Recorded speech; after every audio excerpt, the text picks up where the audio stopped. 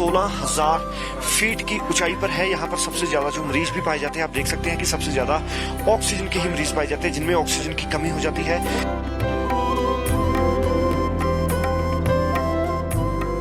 जितने आप बेड देखोगे, ज्यादातर बेड्स पर आपको वही पेशेंट दिखेंगे जो यात्रा करते समय जिनमें ऑक्सीजन की कमी हो गई थी, उनको चलने और चढ़ाई चढ़ने में दिक्कत हो रही थी। और यहाँ पर हमारे साथ डॉक्टर्स की टीम भी मौजूद है, उनसे बातचीत करेंगे कि आखिरकार कैसी हेल्थ फैसिलिटीज यहाँ पर दी जा रही हैं। जी, आप देख सकते हो, ये देखो पेशेंट कितने हैं यहाँ पे। सबसे ज्यादा ऑक्सीजन की प्रॉब्लम पड़ती है। सबसे पहले हम इनको ऑक्सीजन देते हैं, इनके पहले हम सैचुरेशन इनकी देखते हैं कि कितनी है, उसके बाद इनको स्टेबल करके हम इनको ऑक्सीजन सबको देते हैं। आप देख सकते हैं यहाँ पे हमारे कॉन्सेंट्रेटर भी है, इतनी हाइट पे ऑक्सीजन भी है, पोर्टेबल भी है, ECG मशीन भी है, सब कुछ अवेलेबल है यहाँ पे। ये मशीन है, क्या बोलते हैं सर इसको? Pulse oximeter sir. Pulse oximeter. इसके साथ सैचुरेशन में बता देती है ये सर, हो गया कुछ सेकंडों में दिखा देती है जी सर। 81 इसकी सैचुरेशन आ रही है इस टाइम, यानी ऑक्सीजन का लेवल 81% है। और ये सर मिनिमम होना कितना चाहिए? 80 अब होना चाहिए, 85 अब होना चाहिए। 85 यानी कि कह सकते हैं कि मेरे में भी अभी ऑक्सीजन का लेवल कम है थोड़ा। नहीं, आपका तो सिस्टम ठीक है, ठीक है। बट इससे कम यहाँ पर ज्यादातर जितने भी पेशेंट आते हैं उनको 55 और 60 ओके, इतनी ज्यादा गिर जाती है उनकी? ज्यादा गिर जाती है जी, क्योंकि सबसे उसके ज्यादा बाद अगर किसी की ऑक्सीजन गिर जाए, मान लो 70 से गिर गई, तो उसके क्या ट्रीटमेंट किया जाता है? उसको सबसे पहले हम ऑक्सीजन देते हैं जी। कॉन्सेंट्रेटर भी है और पोर्टेबल और ऑक्सीजन सिलेंडर भी हमारे पास है। पहले हम उनको ऑक्सीजन देते हैं जी। उसके बाद हम इन्हें फिर हम चेक करते हैं कि सैचुरेशन कितनी आ रही है इनकी। उसके बाद ECG भी करते हैं हम इनको। अमरनाथ यात्रा रूट पर इस वक्त मैं हूं MG टॉप पर, महागणेश टॉप पर। अमरनाथ यात्रा रूट का ये सबसे हाईएस्ट पॉइंट है। 16,000 फीट की ऊंचाई पर है ये पॉइंट।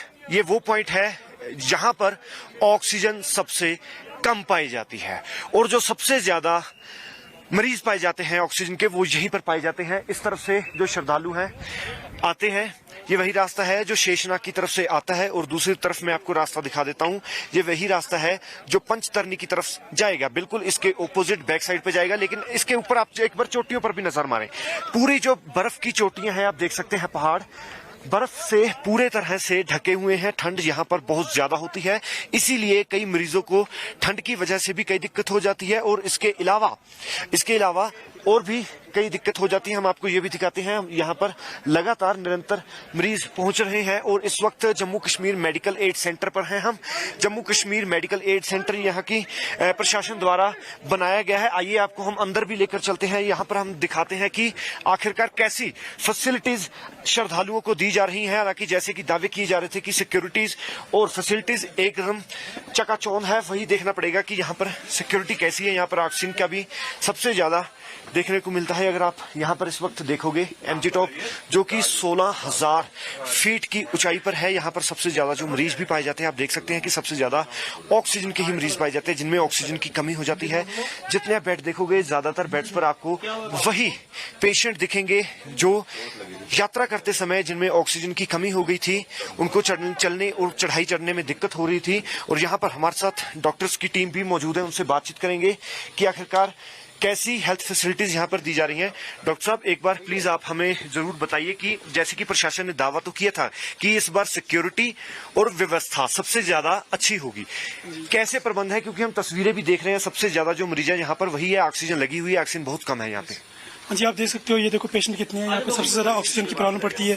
सबसे पहले हम इनको ऑक्सीजन देते हैं, इनके पहले हम सैचुरेशन इनकी देखते हैं कि कितनी है, उसके बाद इनको स्टेबल करके हम इनको ऑक्सीजन सबको देते हैं। आप देख सकते हैं यहाँ पे हमारे कॉन्सेंट्रेटर भी है, इतनी हाइट पे ऑक्सीजन भी है, पोर्टेबल भी है, ECG मशीन भी है, सब कुछ अवेलेबल है यहाँ पे। तो यहाँ पर आप एकदम से चेक कर देते हो किसी की भी? हाँ जी, अगर आप लाइव चेक करके दिखा सकते हो कि भी कितनी है, अगर आप मेरी करनी चाहिए कि इस वक्त मेरी कितनी ऑक्सीजन है, कमी है या नहीं, ये पता चल जाएगा? ये बताइए सर प्लीज हमें। ये मशीन है, क्या बोलते हैं सर इसको? Pulse oximeter sir. Pulse oximeter. इसके साथ सैचुरेशन में बता देती है ये? सर, हो गया सेकंड कुछ सेकंडों में दिखा देती है जी। सर 81 इसकी सैचुरेशन आ रही है इस टाइम। यानी ऑक्सीजन का लेवल 81% है 81% और ये सर मिनिमम होना कितना चाहिए? 80 अब होना चाहिए, 85 होना चाहिए। 85 होना 85 चाहिए, होना यानी कि चाहिए। कह सकते हैं कि मेरे में भी अभी ऑक्सीजन का लेवल कम है थोड़ा। नहीं आपका तो इस टाइम ठीक है। ठीक है, तो बट इससे कम यहाँ पर ज्यादातर जितने भी पेशेंट आते हैं उनको 55 और 60 ओके, इतनी ज्यादा गिर जाती है उनकी? ज्यादा गिर जाती है क्योंकि अच्छा, सबसे उसके ज्यादा बाद अगर किसी की ऑक्सीजन गिर जाए, मान लो 70 से गिर गई, ओके तो जी। उसके क्या ट्रीटमेंट किया जाता है? उसको सबसे पहले हम ऑक्सीजन देते हैं जी। कॉन्सेंट्रेटर भी है और पोर्टेबल और ऑक्सीजन सिलेंडर भी हमारे पास है। पहले हम उनको ऑक्सीजन देते हैं जी। उसके बाद हम फिर हम चेक करते हैं कि सैचुरेशन कितनी आ रही है इनकी। उसके बाद ECG भी करते हैं हम इनको। तो उसके बाद हर कोई मेडिसिन हमारी मेडिसिन यहाँ पे अवेलेबल है। ये देख सकते हो आप, ये देखो मेडिसिन एंटीबायोटिक एवरी मेडिसिन यहाँ पे अवेलेबल, इंजेक्टेबल हर कोई चीज यहाँ पे अवेलेबल है। किसी भी चीज की कमी नहीं पेशेंट को वैसे यहाँ अगर पे। देखा जाए तो सबसे ज्यादा जो मरीज हैं यहाँ पर कौन सी बीमारी से ग्रस्त पहुंचते हैं? सबसे ज्यादा ये ऑक्सीजन की प्रॉब्लम है क्योंकि सबसे ज्यादा ये हाइट हमारे अगर किसी को चोट लग जाए या कोई और सीरियस इंजरी, उसका भी प्रबंध है यहाँ पे? सब हर कोई चीज यहाँ पे अवेलेबल है। हर कोई चीज जब हमें लगेगा कि ज्यादा ये सीरियस है ये कुछ, हम उसको तुरंत रेफर कर देते हैं। उसको वापस भेज दिया जाता है? रेफर कर देते हैं सर, अगर वो उस कंडीशन में हो ही ना वापस जाने के लिए? नहीं उसके लिए रेस्क्यू ऐप हमारे पास ये हमारे पास है हिपो बैग। Hippo bag. अगर पेशेंट ऐसा हो जो समझो जिसकी कंडीशन खराब हो जी। उसको अगर हम इसमें डालेंगे ना हिपो बैग में, जी। इसमें डाल के भेजेंगे तो वो इसमें डाल के जितना नीचे है जी। पहलगाम में जैसे है वैसी कंडीशन में आ जाएगा वो, ओके, तो फिर उसको प्रॉब्लम नहीं होगी। ओके। इसमें वो आराम से नीचे जा सकता है। अच्छा, अच्छा। समझो जैसे ही पेशेंट इसमें डालेंगे तो इसमें उसकी कंडीशन समझो उसको जैसे नीचे हो, जितना ऑक्सीजन लेवल नीचे होगी पहलगाम में उतना होगा। उतनी लेवल आ जाएगी उसकी। अच्छा, पूरा पैक हो जाएगा? पैक होके इसी में जाएगा। पूरी पूरा पैक करके हम उसको, हमारी रेस्क्यू टीम भी यहाँ पे है, सब कुछ वो आराम से उसको, हमारा बेस कैंप शीशनाग में है, वहाँ पे हम रेफर कर सकते जी, हैं। बहुत बहुत शुक्रिया सर। वाकई में बहुत अच्छी सहूलतें इस वक्त प्रशासन ने दी हैं। तो आपको तस्वीरें इस वक्त हम दिखा रहे हैं एमजी, बिल्कुल बाहर भी हम आपको दिखाने की कोशिश करते हैं।